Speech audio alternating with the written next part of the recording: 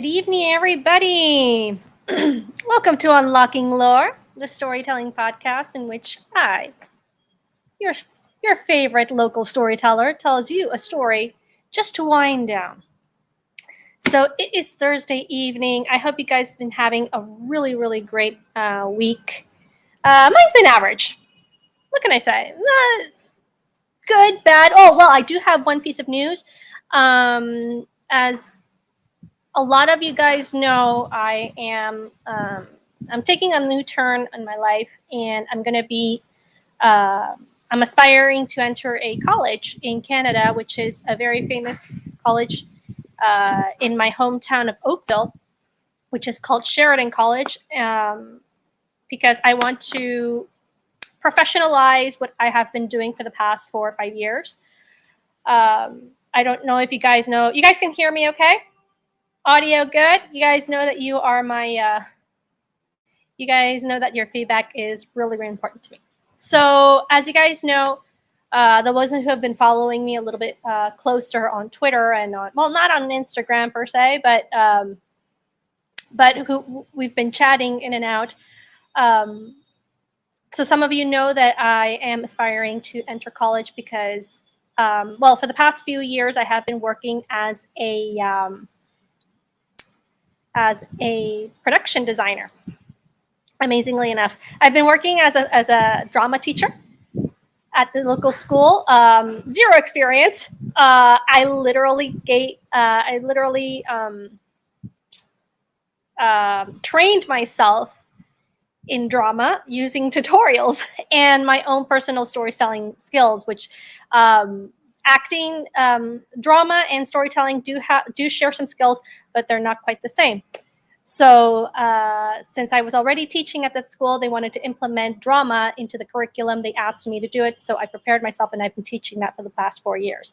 And at the same time, I was crazy enough to be doing a school musical, which the first one I pulled off by myself. It was The Lion King, the musical. Well, more than the musical, it was the movie adapted to stage. So I was into the choreographics, designing the costumes, music, etc., working with really close with choreographers and set designers and stuff like that. But basically, I mainly pulled it off with one of my colleagues, just one. She was really great. And then afterwards, the school was really excited. We pulled off. Then they hired a director who really became one of my very close friends. And we pulled off Mary Poppins, and then afterwards, his own version of Alice in Wonderland, which is an original with original music and script by him. And I was in charge of production design. So I've been doing that for the past few years. And now I want to say, well, I really loved my time there. I really loved doing that.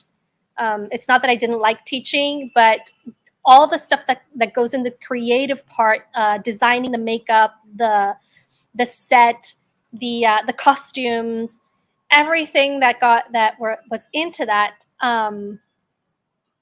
It was very challenging, and it was very, very me.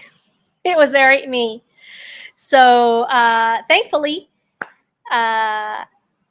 in my hometown of Oakville, there is a college called Sheridan College. It does have a production design program, which is basically, lighting, sound design, costume, makeup, all the stuff that I already had the experience, but in a professional level. So this takes me to today, my news for today. Thankfully, the university that my alma mater, has just sent my academic transcripts to a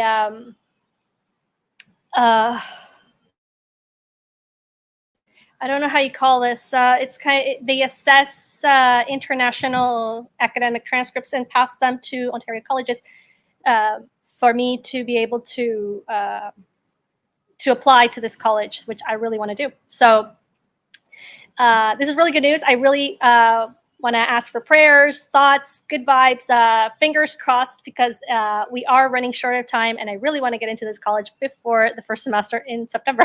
So that's really good news. It has been a really, really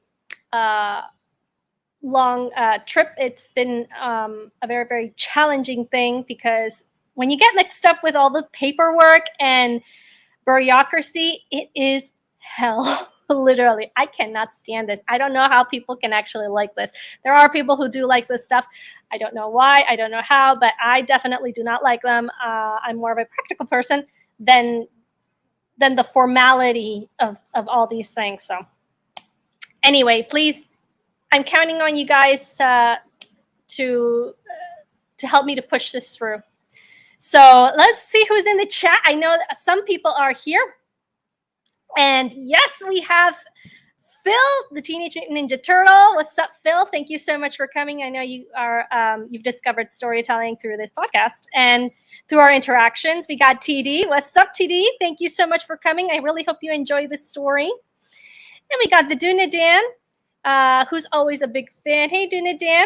I hope you guys are good. I'm gonna give shameless shout out to myself. I've just recently put up a link tree.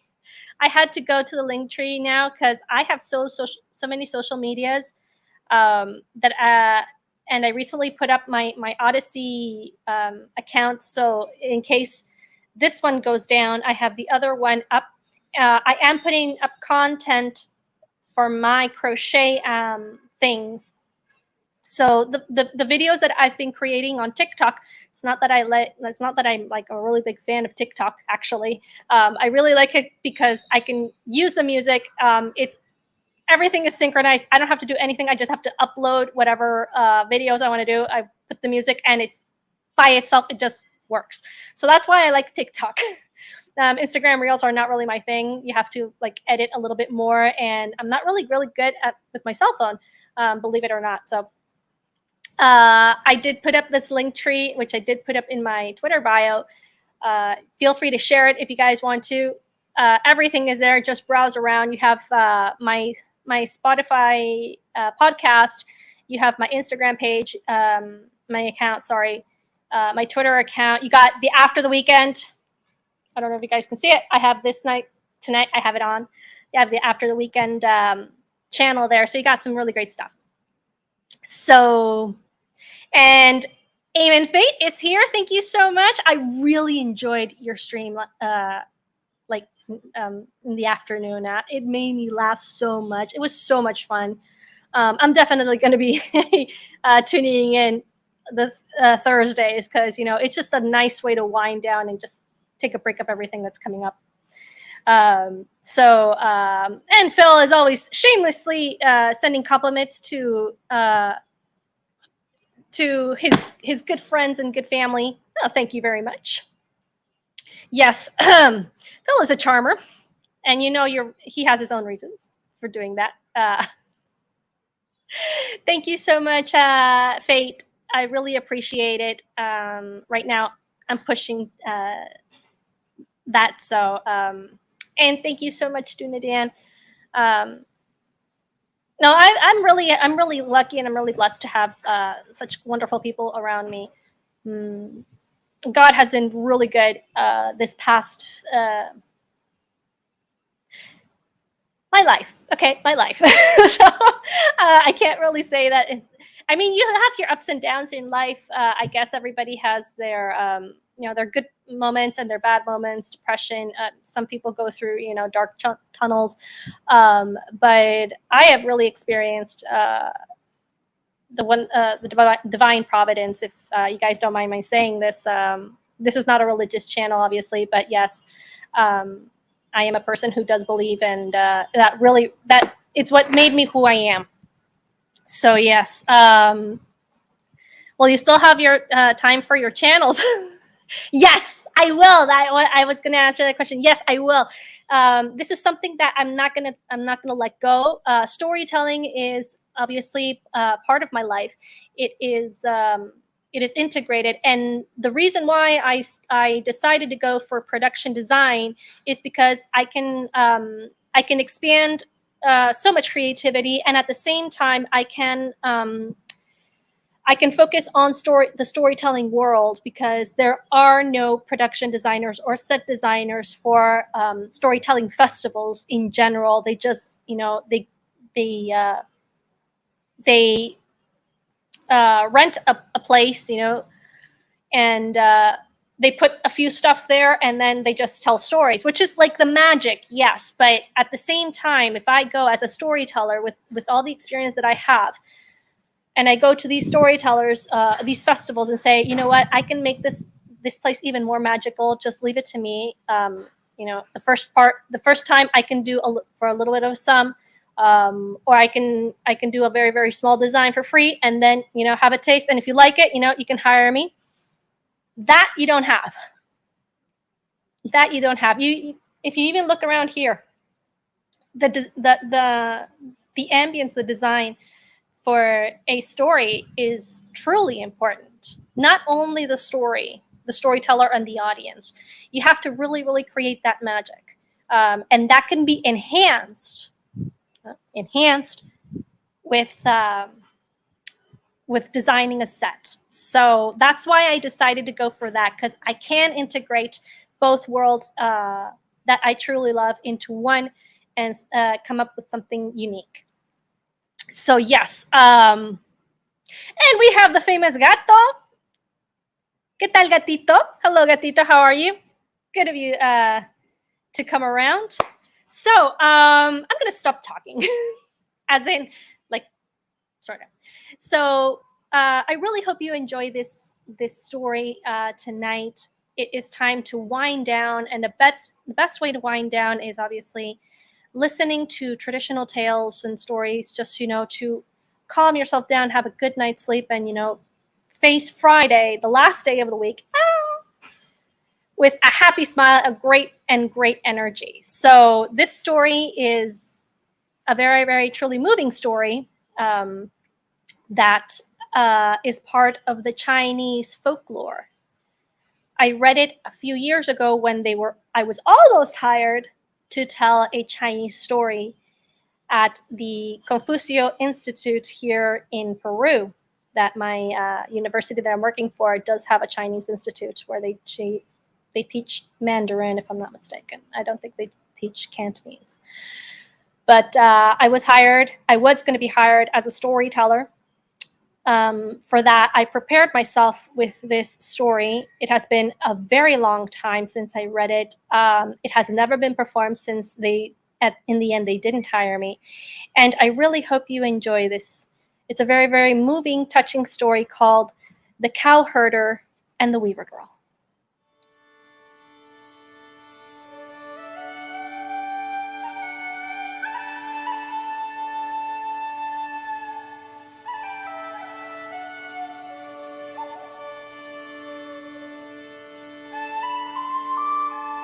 In a world where legends come back to life and magic is in the air,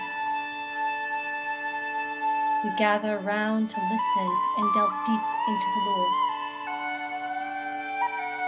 This is Unlocking Lore.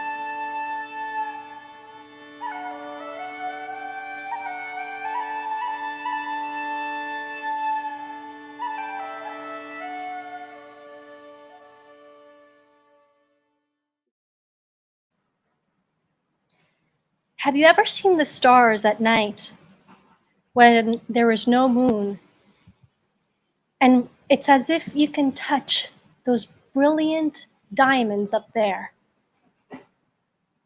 Well, we do share some of those stars in the Northern Hemisphere all around the world. And there are two that burn brightest, that the old Chinese people know their story. Altair and Vega, two stars that are apart, two stars that are separated by the Milky Way. Those stars had their story, and this was it.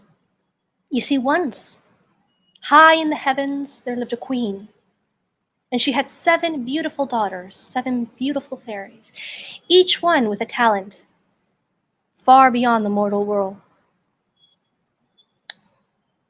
And these girls would come down sometimes to Earth to do different things. Sometimes they would just ramble around. Other times they would bathe in the springs. And it so happened that they would come down to a certain place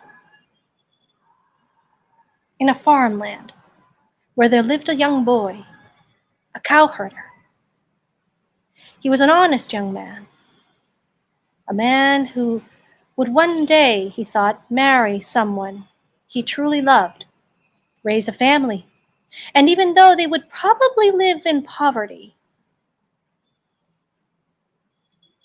the life that they would have, the calm and simple life, would be the happiest. And it so happened that the boy was one day sitting down under the tree, looking at his ox who was grazing, when that same ox came up and started talking.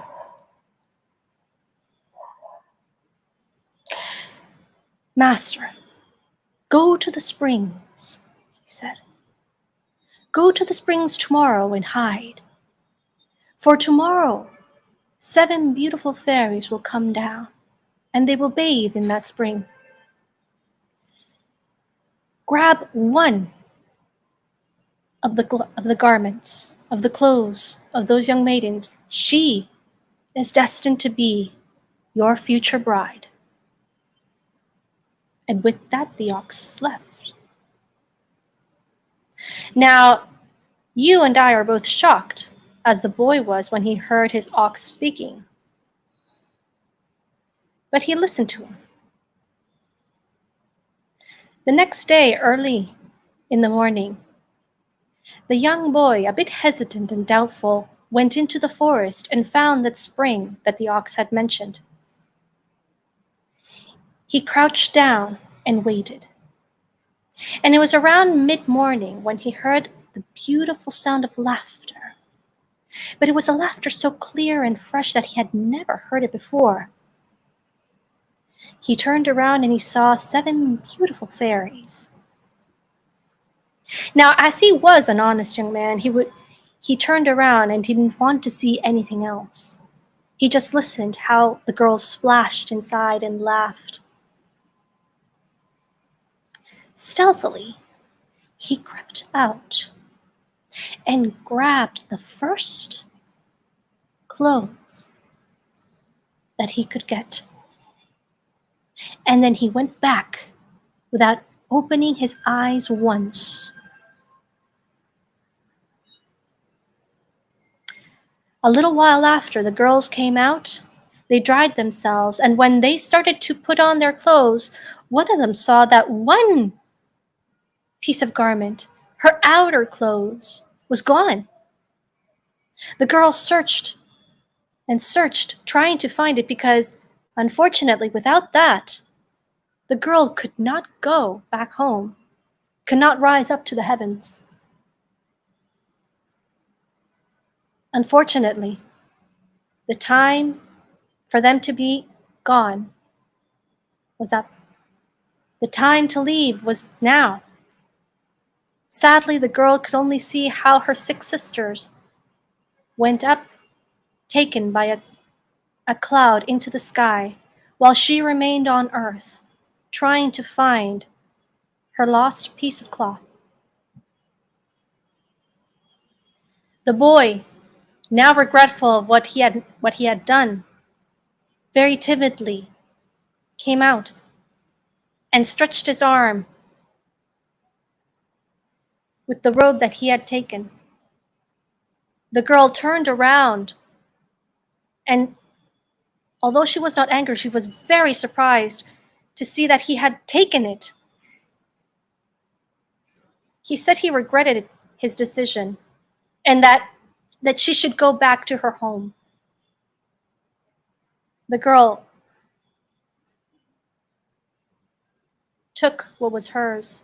She put it on, But sadly, she looked into the cowherder's eyes and said, I cannot go. I have to stay here until they come back for me, and I don't know when. I have nowhere else to go. The young lad knew that he had to give her some shelter, so he offered his humble home until that time when she could go to her own palace up in the heavens. The girl accepted. But you know what happens when a young man and young woman pass some time together and they have a really nice time together. And they talked and they comment on things. Well, as you both and I know, they fell in love. And soon they were married. And a few years later, 2 beautiful babies were born. A beautiful daughter, and afterwards, a wonderful son. The cowherder and the young maiden who was a weaver girl, who would weave all the things so beautifully that they never passed hunger, led a simple but lovely life. And even though they were poor, they were really happy. And with that, 5 years went by in a blink of an eye. Now back in the heavens, each year that passed was but a day. And on the 5th day, the queen noticed that her daughter, the weaver girl, had not come up with the rest of her sisters. She frantically searched both the heavens and the earth until finally she found them. And she was greatly angered to see that her daughter had married a mortal, and not only married, but had 2 children with him. She immediately asked the guards to go and pick her up. And it was one day when the cowherder was outside tending to his farmland that the guards of the heavens went down to the hut and grabbed the young girl, grabbed the mother, and left. The boy saw all this and ran back, only to find his 2 children crying and asking for their mother. But he was helpless. How could he possibly go to the heavens?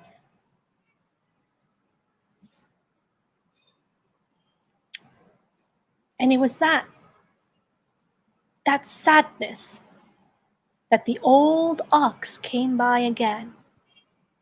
He looked up at his master and said, Master, I am about to die. So when I do, take my skin and create a cloak with it.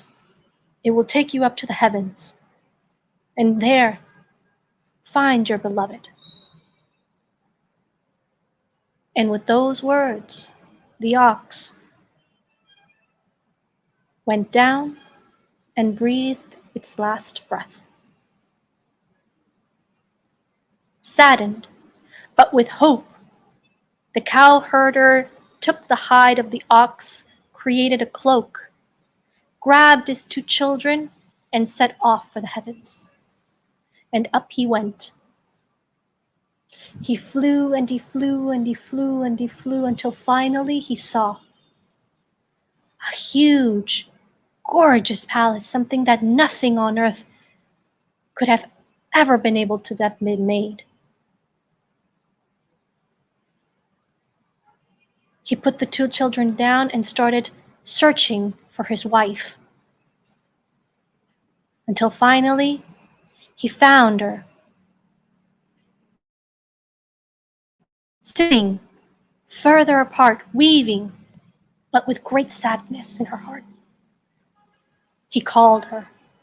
She turned around, and both of them embraced each other like as if they had never seen each other in decades. And the two children came and ran up to their mother crying. But the alarms went off. Soon the queen came round with the guards, saw the two. The cowherder took position to defend his family. But the queen grabbed one hairpin and slashed the two apart. She took her daughter all the way up and imprisoned her in the skies. And the cowherder and the two children started to fall down to the earth. They screamed and they screamed and they screamed. But something miraculous happened. The entire earth, plants, animals, air, water, they all were moved because of the love that the cowherder and the weaver girl had. So they sent out magpies, a huge flock of magpies that caught the three mortals, the cowherder and the two children, and started to take them up and up and up and up to the sky to where the girl was imprisoned. But they couldn't get to her, just right beside her. The cowherder tried to reach out. The weaver girl reached out herself, but they couldn't grab each other. They couldn't hold each other. And they cried. And it was that cry, that amazing feat that the earth had done, that the queen took pity on them. But her judgment was passed. So the girl was on the right side, and the cowherder was on the left. And she created a silver bridge that every 7th day of the 7th month of the Chinese calendar would appear. And that bridge was able to unite for just one day the two lovers and the two children. And it so happens that day, Shichi, the 7th day of the 7th month of the Chinese calendar, the lovers would come around in the festival, for the Shichi festival. And they would listen about how the queen would allow them, these two lovers, to be together on that silver bridge, but just for one day. And after they died, they were stars. Altair, the cowherder, Vega, the weaver girl, and how that silver bridge, what we know as the Milky Way, would turn up that day for the two stars to embrace once more.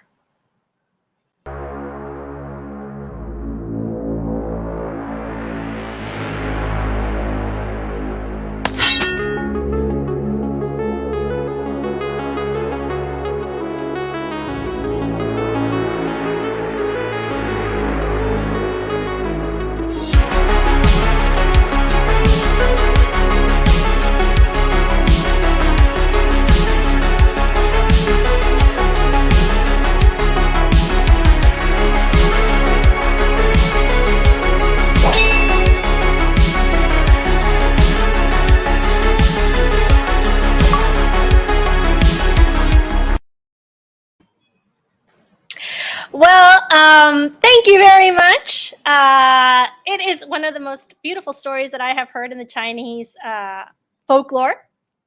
I hope you guys liked it. Thank you very much for the applauses, as always. It's a really endearing story. It's a really endearing story. There's so much in the Chinese culture that really gets to you, and well, it's out there just to be discovered. So, like I said, I was going to be hired to tell this story, but unfortunately, afterwards, well, they decided that they weren't going to be doing that. They wanted a true Chinese storyteller, and if I'm not mistaken, they never really hired anybody. So that's that. I got a kick out of it. I was able to learn and to have a first encounter with this wonderful, beautiful story. And well, it really resonated with me, as always.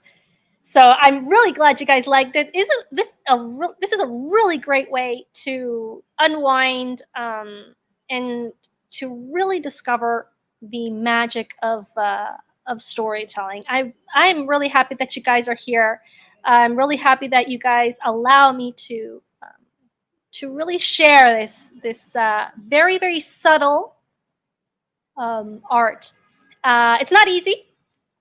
It is really not easy because obviously I don't break like Astro this afternoon. It's a very it's something that is you have to give it a chance. You have to give storytelling a chance to really appreciate the art. And since it's not a visual art, it's not kept in museums. It's not kept in a place where you can go back. The magic is what happens, what we're doing now, in which the storyteller gives out a part of their soul to the listener. So I'm really glad you guys are here with me. And I guess a big shout out to everybody to that really thank you and Faith, thank you so much for the shout out today in Nerdwise. I really appreciate it. It's not easy to get your voice out there, but little by little we will. So next week, just for you guys to know, there's not going to be any after the weekend. I will be putting out probably a video sometime next week on after the weekend. I will be talking about the recent series that I just binge watched, which is Daredevil. I watched it a couple weeks ago because I really wanted to see that show. Literally, I did not see any wokeness. I thoroughly enjoyed the story. I really enjoy like everything about the Netflix series, well now the Disney series of Daredevil. So I will be giving my thoughts on that. It's probably going to be audio. We're going to try that, and afterwards, by the 15th, R2 is going to be back with us. He's still taking a break, a well-deserved break. The man is amazing. And a really good friend, and he just really wants people to be happy, but he really needed some time off the internet to get back on track and create more positive content for us, for everybody out there to enjoy. So yes, well, and it was, thank you very much, Faith. It was a lot of fun, actually. Your stream was amazing. You guys should have seen. Well, you guys can check out the replay. You guys should have seen how Astro was literally breaking. No, he was all over the place. Poor guy. I can imagine. It was a lot of fun. But anyway, that's it for me. I do not have any other news apart from the fact that yes, my academics transcripts are out there. They're waiting to be assessed by this international assessment thingy to be shipped off to colleges for me to apply to Sheridan College. Please, guys, keep me in your prayers. Guys, I know you guys are doing it. But if anybody did not hear the first part of it, yes, I'm trying to get into Sheridan College for production design. So we're going to work on that. Thank you so much. I'm going to be leaving you guys tonight. And have a great one. Remember, fill your days with really great stories. They are the wisdom of the world. And with that, I'm going to be saying good night.